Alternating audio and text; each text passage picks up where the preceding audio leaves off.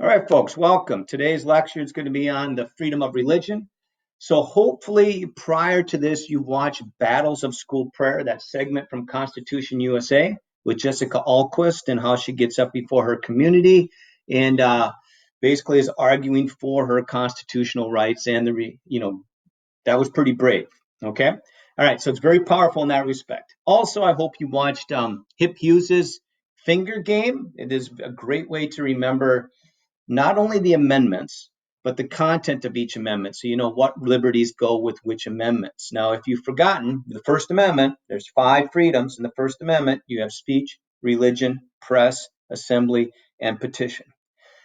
Got the camera on for the first time in the screencast, and I hope it works out okay. I thought maybe you'd want to see my COVID hair like this.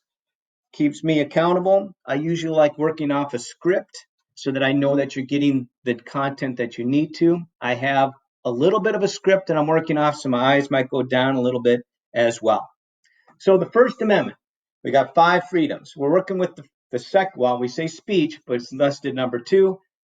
Right there, freedom of religion. And there's 2 important clauses that make up our freedom of religion. It says right off the bat, Congress shall make no law respecting an establishment of religion. That's called the Establishment Clause, or prohibiting the free exercise thereof. That is the Free Exercise Clause. Now, according to the founders' point of view, those 2 clauses were to work together. They were compatible to protect your religious liberty. What we found, the reality is that they often work in conflict. So the compatibility piece is what we understand. No one disagrees about this, is that the Establishment Clause prevents the government from establishing a national religion. You'd have the Church of England in England, and we can't do that in the United States. We can't have an official national religion. Establishment Clause says no. Everybody understands that the Free Exercise Clause gives me the freedom to practice the religion of my choice. Okay, and the government can't interfere with those beliefs. Okay, there might be some interference with the actions that I might take on behalf of my religion, but not with the beliefs themselves. Now, that's what we agree on. From there, we disagree. So you got 2 competing viewpoints of your religious liberties. There are the separationist viewpoint, and then there's the accommodationist viewpoint. Separationists really focus on that phrase that we like, that phrase from Jefferson, that there should be a separation between church and state. You'll note we read the First Amendment, it's not there.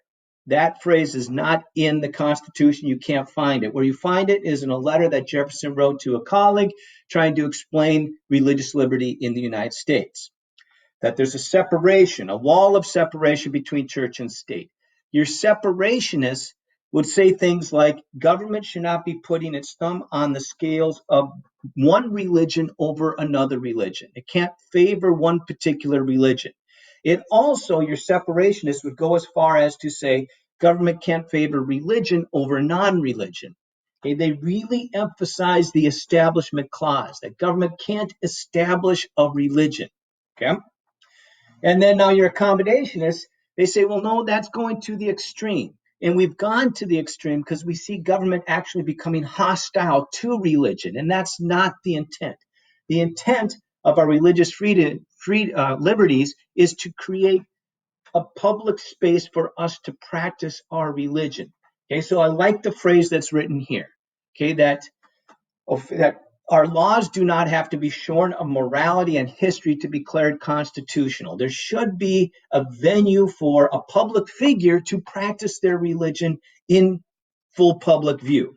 They really emphasize the Free Exercise Clause and allowing people the freedom to practice their religion even in a public sphere.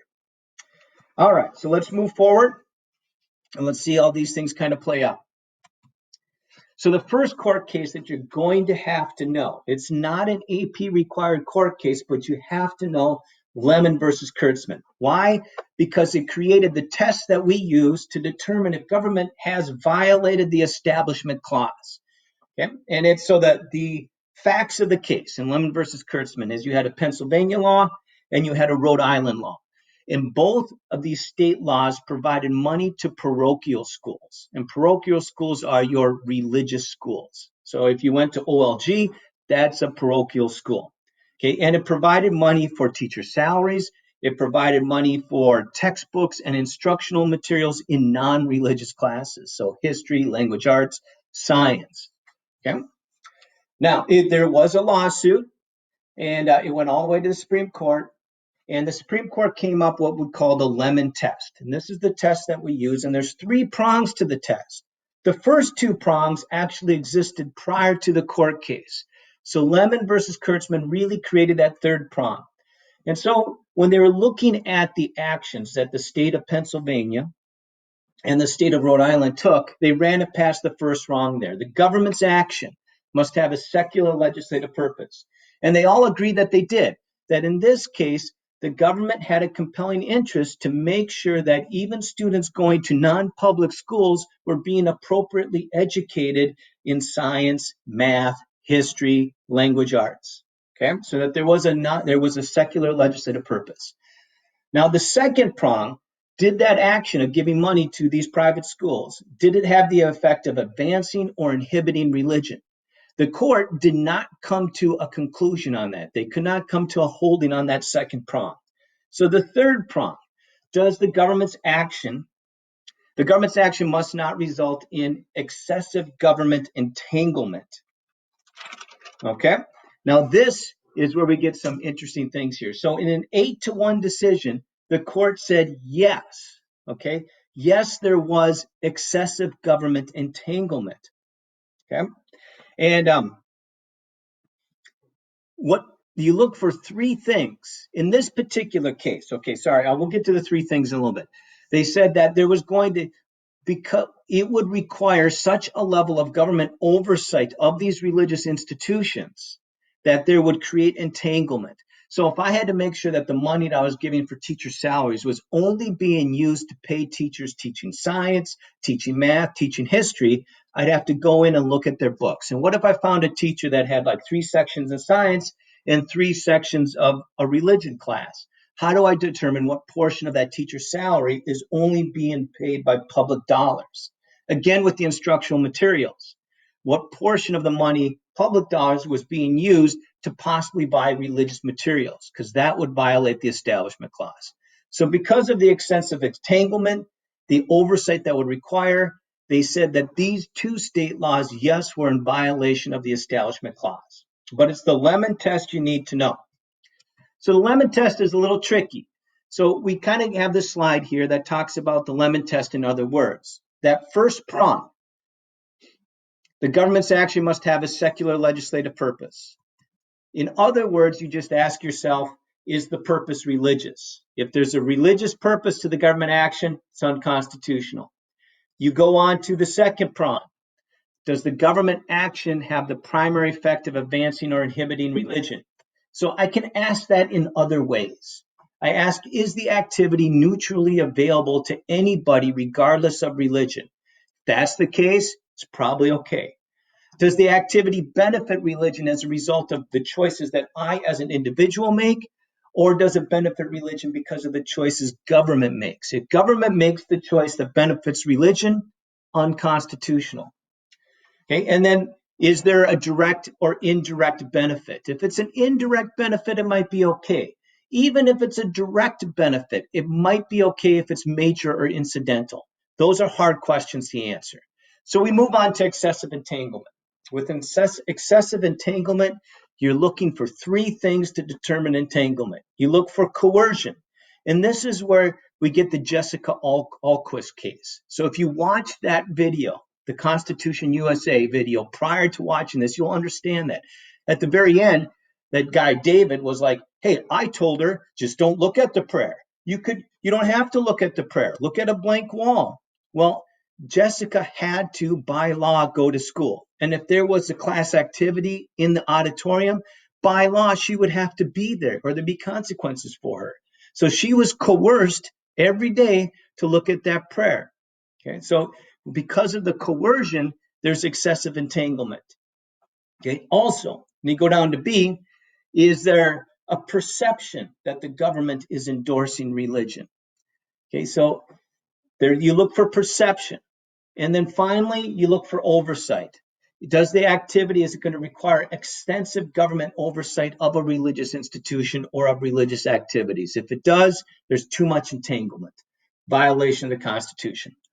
All right, so that's the Lemon test. That's Lemon versus Kurtzman. No.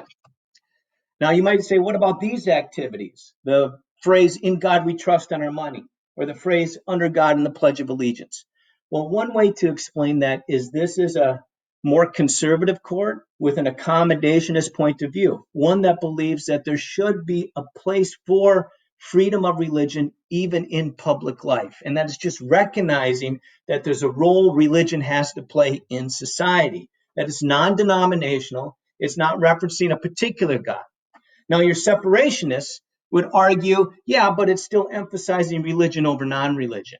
Okay. Well, in this case, the court has decided that those two are okay. When you talk about, the 10 Commandments being displayed in a public sphere, then a little more tricky there. In most cases that I'm aware of, that's been seen as a violation of the Establishment Clause. All right, so the second court case that you need to know, because AP required court case, is Wisconsin v. Yoder. Now, I got notes on this one, so I'm going to read through my notes, but also you got right there. This is a freedom of exercise case, and there's a different test that we use to determine if government has violated or intruded on your freedom to freely practice your religion. So in Wisconsin v. Yoder, Jonas Yoder and Wallace Miller were both members of the Old Order Amish religion. And then there was a third guy, Aiden Yutzi, okay, a member of the conservative Amish Mennonite Church. All three of them were prosecuted under Wisconsin law that required you to send your kids to public school until the age 16. Well, they had sent their kids through 8th grade, but did not want to send their kids on to high school. And their argument was interesting. So they argued that the subjects, the ideas, and the values that their kids would learn in high school were not only contrary to their religious beliefs, but would fundamentally harm their children. Okay, and they went all the way to the Supreme Court. Fabulous case. Okay, so the question before the court was whether this Wisconsin law criminalizing the conduct of the parents, okay, violated the free exercise clause by forcing the parents to take an action that was contrary to their religious beliefs. Okay? Now, in a unanimous decision, the court exercised a balanced test. So in this case, they're balancing the individual's interest in free exercise, okay, against a compelling interest of the state. The compelling interest of the state in this case was to educate kids, right? Educate the citizenry. And that's on the one hand of the scale. On the other hand was the Amish's religious beliefs. Which one's going to weigh more? Okay. So on one side, they found that the values and programs of high school were in sharp conflict with the fundamental mode of life mandated by the Amish religion. So they said, yeah, you know what? The Amish, you got a pretty big argument here. High school is in the values, the ideas that are taught in high school. Yeah, they seriously conflict with the Amish religion. And on the other hand, they said the court felt, or they determined, that the 1 to 2 years of additional education that these students would receive in high school, okay, and they looked at the amount of students it would impact. So a relatively small population of Wisconsin student. They said, overall, that's not going to produce the effects that would outweigh the level of intrusion on the Amish religion's faith. So they ruled in favor of Yoder, okay? Unanimous decision. But just note that, so when the court has to decide whether government can limit someone's ability to freely exercise their religion, they will balance that liberty with the compelling state interest. Okay, in this case, the compelling state interest was education. Okay, so another AP required case is Engel versus Vitale. Okay, and this is one that you have to know. So the facts of this case, and it depends on which lawyer you ask. Some people say Engel versus Vitale. That's how I said it for like 15 years. And then I ran into a lawyer that said, Jason, it's actually Engel versus Vitale. And so I've been saying it that way ever since, but it sounds wrong to me. but we'll just keep going with it. Engel versus Vitale. Okay, so the facts of this particular case. Well, the question before the court was, does the reading of a non-denominational prayer at the start of the school day violate the Establishment of Religion Clause of the First Amendment? This case was also referenced in the video you watched prior to the screencast. They didn't give you the name of the case, though, I don't believe. So when they talk about the Board of Regents for the state of New York, you think of that as a school board for the entire state. And they had authorized a rule that said every New York's public school student is going to start the day with a non-denominational prayer. It was voluntary and it was non-denominational. Okay? So it went all the way to the Supreme Court. Does this violate the the Establishment Clause? This is the court case that gave us the first two prongs of the Lemon test. So the government action is this particular rule, requiring that students say a prayer. Is it non-religious? Well, definitely not. Okay, it's religious and it has the effect of benefiting religion. Okay, especially over non-religion. So the court said it doesn't matter that it's non-denominational, doesn't matter that it's voluntary. New York was effectively placing its thumb on the scale in favor of religion, and it was a violation of the Establishment Clause. So with this court case, you always say, okay, school-sponsored, school-led prayer, unconstitutional. Okay? So what if it's student-led and student-initiated prayer? Is it constitutional? That brings us to this case, which is just fun, okay? You don't need to know it, but it's a fun case. Santa Fe versus Jane Doe. If it was on a multiple choice test, you might need to know it. You probably don't need to know it for the AP test. However, if you were doing the SCOTUS comparison, it might be one that you have to compare to, but they give you the facts. So here's the facts in this particular case. So it was like Santa Fe School District. They had this practice, this tradition that was condoned by the school. Okay, so the school actually sponsored this originally.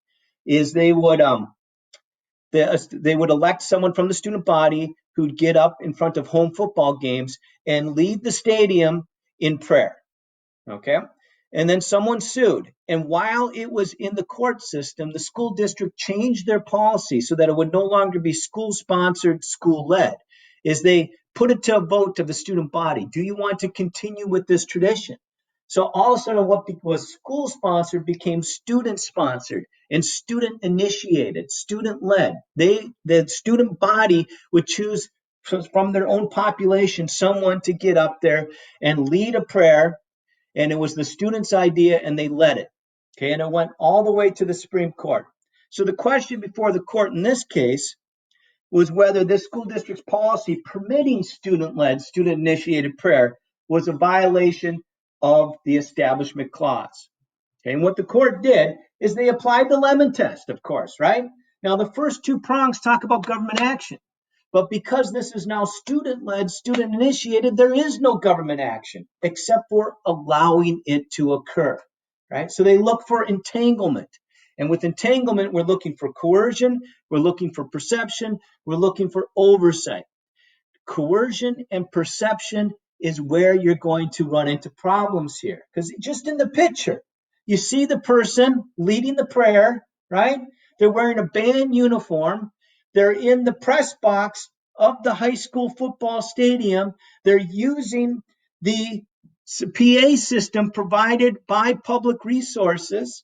So the court said, you look at the uniform, you look at the venue, you look at the access to the public address system, the access to an audience. Okay, and if you're on the opposing team, is there an element of coercion? Can you just say we're not going to play this game? Okay, that would be a serious question. So the court said there was both perceived and actual government of endorsement of this activity. So yes, even though it was student-led, student-initiated, it was in violation of the Establishment Clause. Now, our final case here is the Town of Greece versus Galloway. It's also an Establishment Clause case. Now, they do a good job in the video that you watched prior to this, talking about how the school's a special enterprise because it's in the business of the formation of the citizens. But this is not. This is not school. So this was a case about legislative prayer. And you see this all the time. If you watch the opening of Congress, they always open Congress with a prayer. You might see it at the state legislature over in St. Paul, where they open the proceedings of the Senate and the House with a prayer. In this case, it was a city council meeting, and they had the tradition of opening the city council meeting with a prayer. Okay, someone sued and said that was a violation of the Establishment Clause. So again, you apply the Lemon test to any case where there's a question of the Establishment Clause. But this case was heard by a more conservative court, in a court that was made up of accommodationists. And so the question before the court was whether non-denominational legislative prayer was a violation of the Establishment Clause. Is government, in effect, putting its finger on the scale in favor of religion over non-religion? Okay. The conclusion of the court reflected an accommodationist viewpoint. In a 5-4 ruling, so it was close, they said no, it's not a violation. And they looked at legislative prayer and they said that it's primarily for the elected members. It's not for the public. And in that case, there is no element of coercion. And for the elected members, it puts them in the proper deliberative frame of mind to do what's good for the city. And then they also said that it acknowledges the role, the fundamental role that religion plays in society. It, in effect, was creating a space for religion in a public sphere, which is your accommodationist viewpoint. All right, awesome.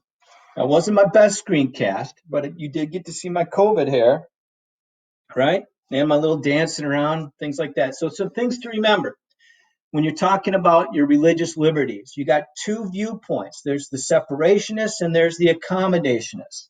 Separationists favor the Establishment Clause and keeping church and state separate, whereas accommodationists favor the free exercise clause, that even though I'm a public figure, I should be free to practice my religion. There should be space in the public sphere for me to practice my religion.